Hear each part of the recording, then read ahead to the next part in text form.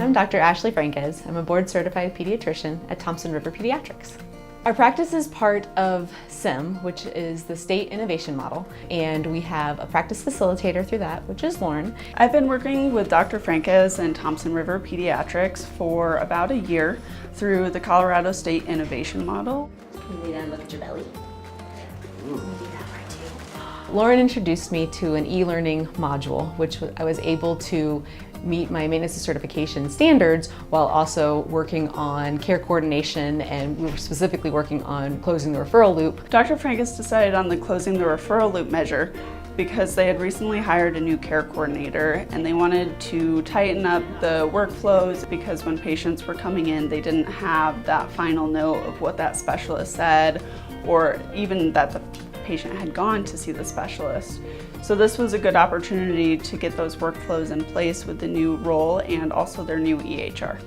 We really do get benefit both in patient care, in data sets, in our ability to look at data and understand data. I think that probably was one of the big things for me is that, I wasn't really looking at data. You were trying to do patient care and not look at the data, and I feel like this has really helped me understand how to look at the data and why that's important. She had 0% referrals closed and she just was shocked. So the first thing we had to do was look at how do you actually document that data? Where do we find that data?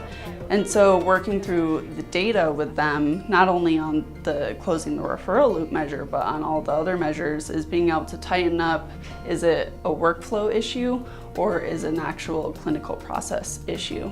Okay, we're gonna turn them on, okay? And then there we go, look it. Our work with Lauren has really helped us bring a quality improvement team together and work together more as a team instead of isolated physicians and providers working, as a patient in the room. It's kind of looking at the bigger picture. When I'm meeting with the practice monthly, one meeting we have is a larger quality improvement meeting with most of the staff.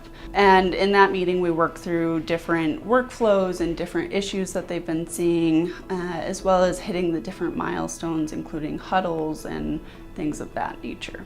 On the other meeting, it's more of a planning meeting to plan the next QI meeting and also to follow up any action items or build any custom reports that we need.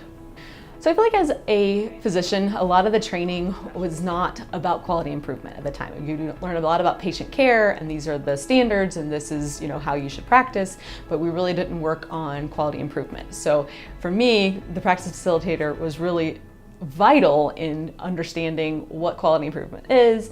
When she came in here with all her acronyms, PDSA cycles and PFs and cheetahs and I said all these acronyms is really giving me PTSD, but it really has been helpful to have her navigate through the process because it was something that I could never have done alone. Dr. Franquez made a comment to me about her last maintenance certification and how they counted the number of times they washed their hands. And then they filled out this paperwork and she said that she had no idea how to fill it out and that it didn't feel very meaningful. And so this pilot actually helped her to understand the QI effort and the maintenance certification better, and she did something more meaningful and important to her and her practice and her patients. Working with the practices on something that's important to them is so much more effective. I've been really impressed with our experience with a practice facilitator. It's been incredibly helpful. I think that as physicians we are trained in providing good patient care, but not necessarily, at least in my generation, on quality improvement. And so what that means has kind of changed entirely for me and really is taking data and improving the care of our patients. And I don't think I would have ever understood that or really embraced that without the practice facilitator.